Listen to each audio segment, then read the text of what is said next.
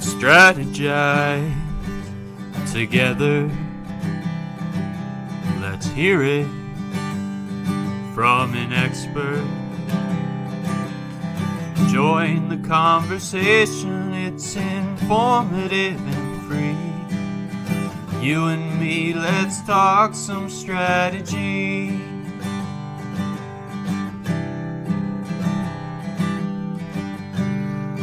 Now here's your host, Morin-van.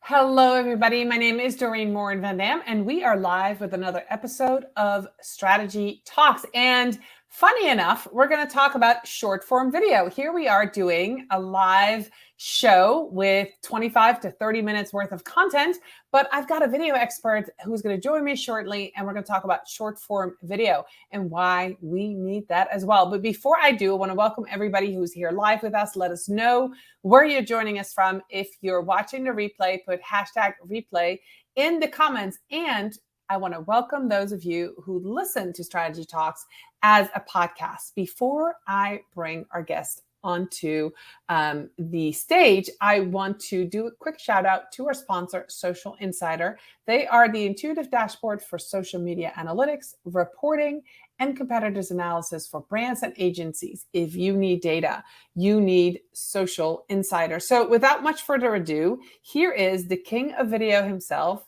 Matt Hughes. How are you, Matt? Hello, I'm amazing. Thank you. Super excited to be here. Yeah, welcome. I'm so glad you're here. And we're going to talk about short form video creation. Let me make sure everybody knows who you are. Matt is a king of video. In 2013, he started his own video company that he ran for 7 years, creating video and traveling the world with clients from one-man bands through to billion-dollar companies. Fast forward to 2019, and he created the King of Video brand to help small business owners just like you confidently create consistent video content that connects with their audience. In 2021, Matt turned his focus to YouTube and has the goal of getting 1,000 small businesses to 1,000 subscribers using YouTube as a primary platform to get their business and make money by strategically creating video content. So we're talking about YouTube, but we're talking about short-term video creation. How do these things go together? Let's start with that, Matt. Yes, let's start with that. So, YouTube is traditionally a long-form content platform. But during the last couple of years of sort of helping people get started with that, most people have general challenges. What webcam do I use? What lighting do I use? All that kind of stuff. And then once they get over all the tech stuff, they're like, okay, I need to create something now. And if you're not used to creating content, then the place I tell them to start is short form content. And so that's why this is perfect, even though I usually talk about YouTube. I hope that makes sense. All right, that makes a lot of sense. So what is considered short form video? So short form for me is anything sort of a couple of minutes long. I would go as far as saying 5 minutes or less. But I think most people would say probably 3 minutes or less. I know, you look at the short form platforms and they're extending their opportunity with the amount of time that you can do these things. For me, I'd say, yeah, sort of 3 minutes or less. Actually, when it comes to YouTube, it's 1 minute or less. So okay, that is super short. All right. So now let me ask might be a pretty obvious question, but people might be confused by it. Is all short form video vertical video, or can it be short form and still be in landscape? Yeah, it's vertical portrait, right? So that's what I would class as short form. I think when the short form platforms first came out, people were taking their landscape video and kind of put it, and you would see it in the middle of the portrait frame. So there's a bit of that going on, but I think most people have kind of decided to crop in now, or they just film it directly on their mobile phone. And in fact, Doreen, I used to tell everybody before the short form content platforms really took off, I was like, never do portrait video, never do vertical, always do landscape, because you can repurpose it, all of that kind of stuff. But I remember the time, and there was kind of a tipping point where stories started to come along, and I was like, okay, always do landscape unless you're doing stories. And I had this slide in my presentation that was like stories. And now, of course, with TikTok and Reels, like, okay, we accept that the vertical video is here to stay. It's a big deal, right? It is. So let's dive into that. So when you're telling people to create both long form and short form, does that mean they have to record twice? No, what I would say is, you know, I still, if I always think of YouTube first, right? So whenever we're creating content, signature videos is what I call YouTube videos. So when you're creating your signature videos, if you film it in such a way that it's far enough away that you've got good quality video and it's landscape, a little bit, if you think about the frame I'm in now, it'd be quite easy to pull that frame in, and I'd still be in sort of the middle there for my, if I cropped in for my vertical video.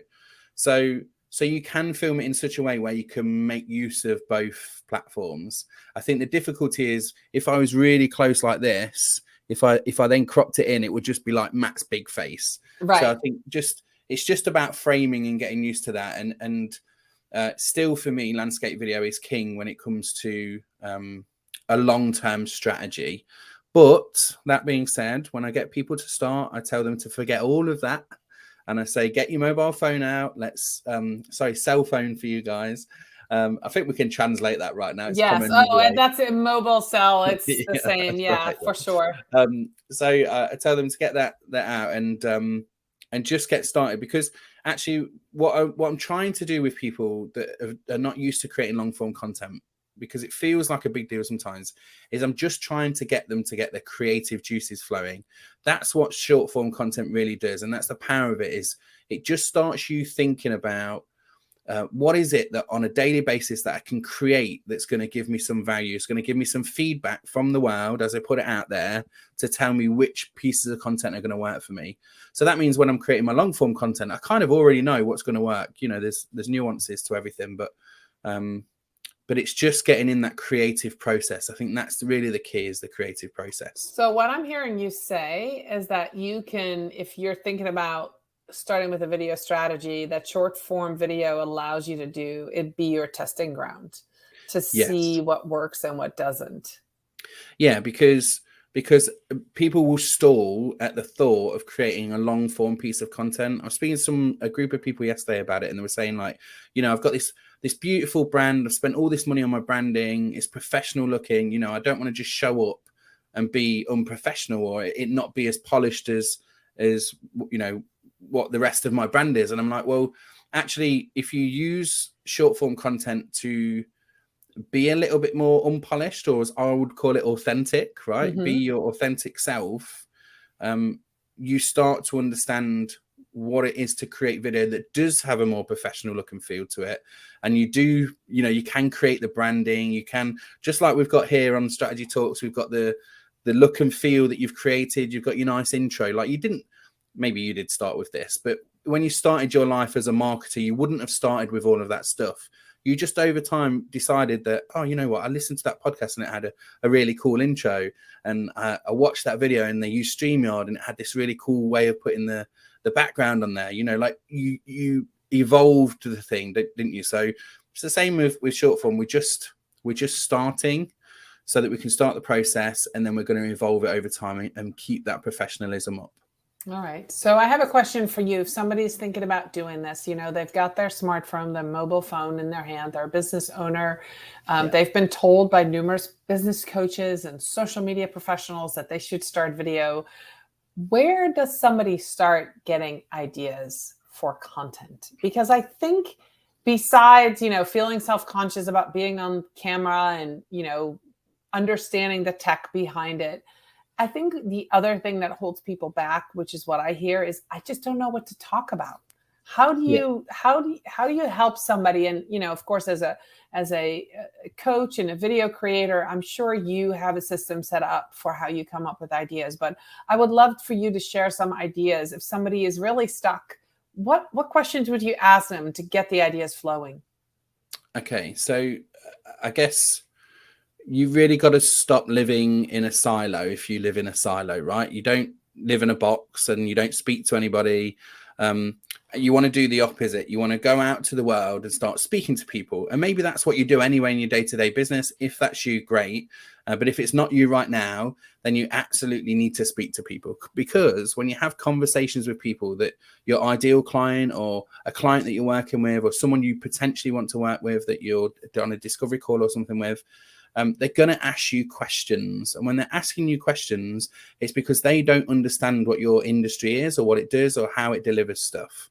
So what I ask people to do, and I still do this to this day, is when you're having those conversations with people. In fact, I've just written it down on my notepad. This is that thing, right? Like when you're having these conversations with people, look for those questions that for you are dead easy to answer. They just flow out of you, and you might have answered the questions over and over again. You almost take them for granted because it's so ingrained in you as a person. Mm-hmm. So you take those questions that they ask and you just write them down on a Post-it note or something like that. And then every now and again, you'll end up with a handful of them, and they are your video content. So you can take one of them. You could maybe write the title of the question and then maybe a couple of bullet points around it. You could put in a story about how you've answered that question. I said to you in a question or so ago, I said I was talking to a group of people yesterday. Right now, I could have made that up. I actually was talking to a group of people yesterday. But the point is, when you're adding in the sort of context around the question, all of a sudden your answer, which, what's the best webcam? I could just say it's the Brio, right? Or all webcams are rubbish. But actually, I could say, you know what? I answered that question to somebody before, and we were talking about the benefits of using mobile phone versus a webcam. You see, how I'm just starting to add something more, some more context and some more story around the question. And when you can do that, take the questions that you've been asked, add a little bit of story, add a little bit of context to what you're talking about. All of a sudden, you've got a minute's worth of content. It's you might even find yourself rattling on for a couple of minutes and think, oh, I need to make that story a little bit less, or maybe I'll just put it on TikTok because it allows 3 minutes. So that's it. To summarize what I've just said there is, make note of all the questions that people ask you all the time, and then film those questions, the answers to those questions, and just keep doing that every single day. And eventually you're going to get these great nuggets and stories of information. That's great. So we just talked about we highlighted two benefits of short form video, right? Obviously it's shorter, so it's less time, right? And it's easier to get started with. There's less of a threshold. What are some other reasons that people should consider short form video over long form, especially if they're not doing anything right now? It gives people a chance to have to experience what it's like talking or working with you in a real short way. And the great thing about that is that I think in the digital world, it's hard to kind of see people's edges. You feel a little bit nervous about meeting new people. You might feel like people are all salesy all the time. And when you're doing this short form content, you're just giving them a little touch of what it feels like to work with you. And if you do that consistently over like a 30-day period, we did a shorts challenge recently over a 30-day period.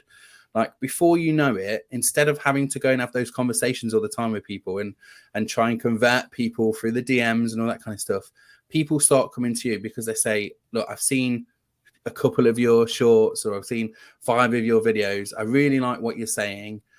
How can we work together? So I think that probably the first and most important benefit is the fact that it helps people move along that know, like, and trust factor much, much quicker. All right. That's awesome. So with so many social media platforms available, we kind of touched on YouTube Shorts, but where does short form video live? Can you remind our viewers, there's going to be some marketers that might have forgotten some places where they can post some of this content. But if you're a business owner and you're familiar maybe with Facebook or maybe with Instagram, where else can short form video live, and what are the uses for it? Yeah, so when I think about the platforms that I post short form content on, I really focus on YouTube, TikTok, Instagram, and Facebook Reels. Right. They're my main platforms. I'm sure there's loads of other things that exist, but for me, they're my main focus. Now I have spotted I got caught in a real frenzy on Twitter the other day. I didn't even know Twitter had videos in that sense, but all of a sudden I was watching these TikTok videos on Twitter. So maybe Twitter's trying to take some of that as well. But I would say for me, when we're looking at our repurposing strategy, we start with YouTube, of course, and then TikTok and Reels on Facebook and Instagram. All right, that was actually going to be my next question. How do you repurpose them? Where do you start? So you would say short form video should live on YouTube, and then it gets passed to the other platforms. And you know, there's a big conversation I see people having all the time of like, you should create that content organically on the apps. So there's some TikTok experts that I see that say, you know, TikTok wants you to film the videos on TikTok and then edit them and publish them that way. And I think about it from people not doing it in the first place and making it super easy. So I say film everything first in whatever your favorite filming situation is. So for me, that's just my camera on my mobile phone. I don't use any other apps or anything like that. It's just me straight to camera, film it on my mobile phone, and then I upload it to the other platforms. So I don't have to go to TikTok and then get the watermark removed because I've had to remove it. You know, you download and it's got the watermark on it. I'm filming natively on my phone and then I'm uploading to the other platforms. You can then add on like music, and you can add on, you can use it to chop things up or add titles or all that kind of stuff. But for me, I'm starting with my mobile phone. And hey, I'll be completely honest with you. I don't do the repurposing. I give it to my editor. My editor chops it up and puts it all together, puts the captions on it, and then it gets passed to my VA who goes and puts this stuff out. Like that's really where you want to get to, but you don't have to start at that position. All right. That makes a lot of sense. Thank you for explaining that. Now, what tools, you know, I know you said you hand it off to your editor. What tools would you recommend? So you're filming it on your mobile phone. Do you then add it? How do you share it with your editor? Do you put it on Dropbox, Google Drive? Do you share, is there can you give us some secrets? Yeah, sure. Yeah. And I'll give you a secret. And the secret is not a secret to you, Doreen, because I was listening to your episode with Sarah the other day about podcasts, and she was talking about Descript, and I was dancing I was in my bathroom, believe it or not, dancing, because I was like, yes, Descript. I love Descript, right? So what I do, my exact workflow, that's what it's called, guys, if you're not used to this. The process of doing it is called your workflow. And my workflow is I film it on my mobile phone. I airdrop it to my Mac. So if you're in the wonderful position of having fruit-based devices, airdropping is so simple to send it from your phone. If you've not got fruit-based devices like Apple stuff, then I found some people find it difficult to get it to Dropbox or whatever and download it on the machine. But that is the panacea for me is Apple devices. Unfortunately, sorry, Android guys. Sure, there's a good way to do it there as well. I'm sure that I have had clients who had that. They sometimes have to plug their phone into their computer in order to facilitate a download a little bit better. But I love AirDrop. Yeah, you used to have to do that on other on Apple devices, you know, but like copy and paste from one Apple device to another changed my life. But anyway, we'll move on from that. So I airdrop it over to my Mac. I upload it to Descript, and Descript stores its data in the cloud. So as soon as you put it in there, in the background, it's sending the data to the cloud. So there's no like upload into Dropbox or any of those Google Drive or anything like that. It's doing that already. And then my editor is in the Philippines. My VA is in the Philippines. They can just pick it up at that point and then continue working with it. And that's the beauty of it, really. I mean, you know, Sarah talked. Go and listen to that episode of Strategy Talks. Sarah, what's Sarah's surname? I forget. Sarah Scott. Is it Sarah Scott? Yes, Sarah Scott. Yes, we met her at Social Media Marketing World back in March. Yeah, it's the podcast episode. Yeah, and we got talking about Descript because we both love it. Yeah. So listen to that episode because she talks about it really well. But the beauty is you can put it there, and it's got so many great tools to be able to put in your captions and add in, like, if you've got a regular thing at the end that says for more of this content, go and follow me on YouTube. You know, you want to be passing people across the platforms. you can have that in there as a template in Descript, so you can just drop your content in there, drop it in the template, and then it's almost ready to go, and then you can repurpose it as well in there. That's awesome. That's awesome. Okay, so let's shift a little bit. How about some mistakes that you see people make? Because I have kids, you have kids. We talk about, learn from other people's mistakes instead of making them. Sometimes we have to make them in order to really understand them. But if you can give our viewers, our listeners, a few mistakes that you see people make that they should avoid, that would be super handy in creating short form video. What should we not be doing? I am not a negative Nelly. You've heard me rant, so you know that's not entirely true. But I try not to focus on the negatives of mistakes. What I would say is, if this is a mistake, then let's use this as an example. And it is just not having a strategy or a goal of some description. It's so easy to put stuff on these platforms and say, well, I tried it for 4 days and it didn't work. Or I tried it and I seemed to get so far, and then all I was getting was like 200 views every time, and it just didn't seem to work. I had one guy that told me he was on TikTok and he got to like 10,000 TikTok followers, and after a while he said, well, just wasn't getting money in the bank, so I just gave up. And I was like, you got to 10,000 he had thousands of views on his videos and he just stopped, because what he did is he started without a strategy and a clear plan of what he was trying to do.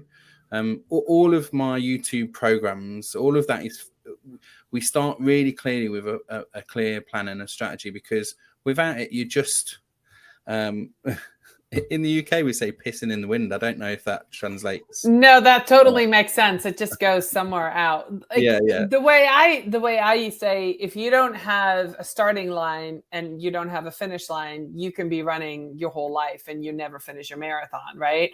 You have to know where you start. So you have to know where you are now, ground zero, right? You have to do like an audit of where you are. But you have to know where you want to go. If you don't know where you want to go, you're never going to get there ever.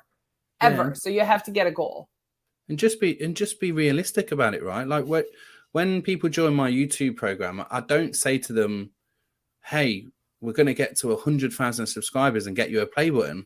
I say, hey, let's try and get to 100 subscribers, and then when we get there, we go, how about we get to 1,000 now? Like there's short goals, but sometimes they take a bit of time, and that's because actually, with consistency, there's something great that happens. This compounding effect happens over time, and you don't know when that compound effect is going to happen. You can guesstimate it. You can look at the analytics and kind of judge where things are going to go. But at any moment in time on social media platforms, any single moment that you cannot define, you could go viral, which will completely change the trajectory of what you're doing, right? So you've just got to have a clear plan that says, right, I'm here now and we're in whatever month it is. We're in January. By February, I'd like to get to 100. What can I do? What steps can I take to get to 100 in February? When you get to February and you're on 65, you go, okay, I want to get to 200 by March. What strategies can I put in? And just keep putting those goals in. And, they can be small goals, stretch goals, whatever you want, as long as you're just measuring it that way and not looking at what everybody else is doing and how fast everybody else is growing, because they are not you. Right. So you're a small business owner. You're going to invest in doing videos, time and money. Yeah. Where is somebody going to get their biggest return on investment? Is it by buying a good microphone? Is it by getting a good system like StreamYard, which I love this tool? Is it by investing in Descript? Is it getting a VA that can repurpose the content? Is it getting a video coach so you know what to say? Like, there's a lot of different places we can invest money. Let's do some real talk. Short form video, we already have the equipment. Everybody has a mobile phone. Everybody has a smartphone. Some are better than others, but everybody does. So where should we invest time and money to get, a quick ROI, to not give up, right? To keep going. Because that's really the goal of what we need. Because you don't want to get to 10,000 and go, oh, this isn't working, Yeah. Okay. My view on this, and we kind of proved this with the shorts challenge that we did. And I'll be honest with you, the shorts challenge I did, I was trying to prove something else when I started this shorts challenge, but we did it anyway. The shorts challenge was a 30-day challenge, and it was just to publish any video for 30 days. And we had like a little a guide with like 100 ideas that you could do, you know, because people, when they do short form content, the thing that they complain about the most is ideas. What do I film in the first place? So we did some prompts for them. But I promise you, if you invested nothing right now, but you did a short form video every day for 30 days, all of a sudden you'd be asking the question, what do I do next? What do I invest in next that's going to make this better? Because you would see the return with no investment other than the time. Yes, there is a time investment, but pick a platform. Maybe that's Instagram, maybe that's LinkedIn, maybe that's Facebook, YouTube Shorts, whichever. Pick a platform and do a short form video for 30 days, and then let's talk. I love that answer. This is gold. This is so good. So forget about the better sound or the better upgraded iPhone or whatever it is, or latest technology. Forget the script, just 30 days, be consistent, invest in that. I love that. That's really good. Now, let's talk real briefly about where people should, think about where they are when they video tape these short form content. When somebody is new, is it the safety of an office? Would it be going outside because the lighting is better? Do you have any recommendations of, like I send people outside or I send my people where they're most comfortable? What is the stage that we want to set for somebody to make that threshold even lower for them to get started? It's again, Doreen, you're asking the tough questions because, every person I meet is different. They've got different confidence levels. They've got different equipment. They've got, when we talked about your family situation as a great example, yours is very different to mine. You have different constraints than I do. So it's hard for me to give like a generic view. But what I would say, if I was starting and I just had my mobile phone, the best advice I can give to you is to find a place that's quiet so that you've got no background noise. That means you don't need to worry about microphones. Find a window if you can, a window with some natural light, and put your phone up against the window. What you're going to get is a steady shot because you won't be shaking, which is half of the problem with handheld devices. You're going to get beautiful natural light from the window outside, which you're putting it against. And then if you're in a quiet environment, you're going to get good sound as well. So those three things together are like the lowest investment because it's free, and it will give you the best chance to get good quality footage. And you can always improve on that later on. But if you start with that as like the foundation baseline, everything else gets better after that. All right. I've got one question left for you, and we are almost already at half an hour. What kind of transformations have you seen for people who do that challenge with you? Like, what kind of personal transformations have you seen in business owners, in professionals who go live or create a video every day for 30 days? That's really what I want to know. Yeah. Transformations, and again, they're individual, but if I think about a few things that people have done, I've seen people that a woman said to me, and this was in 5 days, actually, we used to do a 5-day Facebook Live challenge. And she said, Matt, I thought live video was for everybody else. I didn't think I could do it. And she just decided she was going to go all in with the challenge. And 5 days later, she was doing Facebook Lives with loads of people talking back to her. She was doing them for like 20 minutes at a time. She was like, oh my God, I was scared to do 1 minute. And here I was, waxing lyrical for 20 minutes. I've seen people get tens of thousands of views within days, again, of being consistent. It's when you're talking about like 9,000% increase on their videos, of course it's going to be like that. I mean, it sounds great, doesn't it? 9,000%, but when they're doing nothing, of course they're going to get a huge, or they've done a couple of videos, over a year or two, they're going to get a huge increase. So the transformations are very individual, but it's the consistency that makes the difference. If you can do something like that for a prolonged period of time, it could just be 5 days, but 30 days, really, you're going to get some traction. You'll get a transformation, whatever it is for you that you need to see, you will get that. That's awesome. All right, we're out of time. Matt, how can people connect with you? Where should they connect with you? What's your next challenge? And just tell me where to send them. So you can find me on kingofvideo.co.uk. That's my website. If you want some quick links, go to links.kingofvideo.co.uk. There's some quick things for getting started on YouTube, my challenges, that kind of thing. When's my next challenge? I don't have a date planned, but just follow me on the socials, because as soon as I launch these challenges, I do put them all over the socials, so you won't miss out on that. Absolutely. Where are you most active personally, Matt, if people want to connect with you? Most active, ironically, on Facebook. I'm most active, but of course, my YouTube channel, the links are on links.kingofvideo.co.uk. Well, I'll make sure to link to all of this in the show notes as well. If you're listening to this, they'll be in there. Matt, thank you so much for being with us today, talking about short form video creation. If you are still on the fence, go do it. Use your smartphone, go in a quiet place, sit in front of a window if you're indoors, and steady it against the window and just start recording yourself and then post it. Anything less than 5 minutes, according to Matt, but less than 3 minutes, or even if it's 20 seconds, it's worth sharing. Share your uniqueness. Matt, thank you so much for getting us, bringing this inspiration to us. And thank you for everybody for watching. And thank you for those who were here as a podcast listener. We appreciate you. I'll be back next week with another episode. Bye, everybody. Bye-bye.